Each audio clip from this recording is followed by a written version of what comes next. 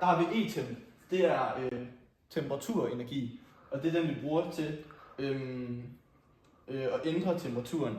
Og den beregner man ved masse gange C gange delta T, og det siger egentlig bare, at jo mere masse vi har, og jo større temperaturændring vi har, jo mere energi skal vi bruges. Og de skrå linjer her over på vores fasediagram, det viser bare temperaturstigningerne, og så det lige, det viser en konstant, og det er her, hvor vores vand ændrer tilstandsform. Når is bliver til vand, som den gør ved 0 grader, så stopper vi med at bruge den her energiform, og så går vi ned til smelteenergi, altså LS, som der hedder LS gange delta M, og det er her, hvor vi går fra solid til liquid. Og vand, det gør det ved 334 kJ per kilo.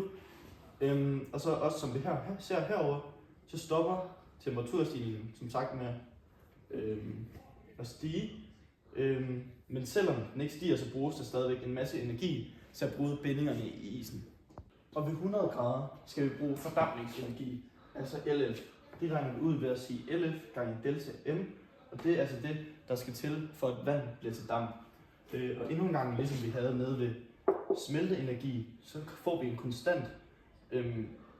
Og her skal der altså bruges rigtig meget energi. Der skal bruges 2257 kilojoule per kilo, indtil alt vandet er blevet til damp.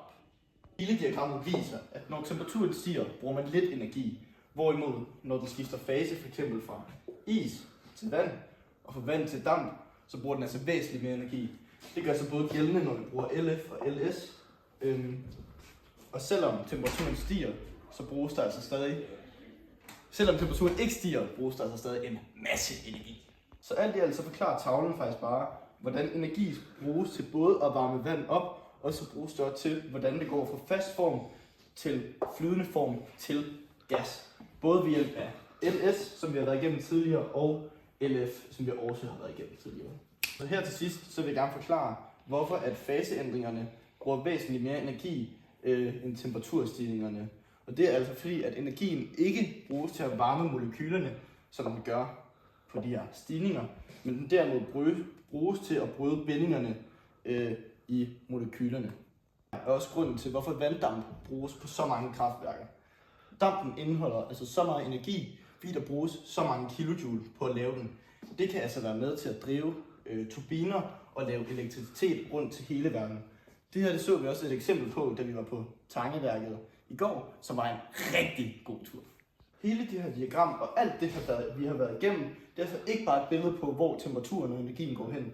Derimod så viser den os, hvordan nogle af overgangene og nogle af energikilderne bruges i både hverdag, teknologi og i naturen. Det har vi både brugt LS og LF til, som er smelteenergi og fordampningsenergi. Tak for i dag.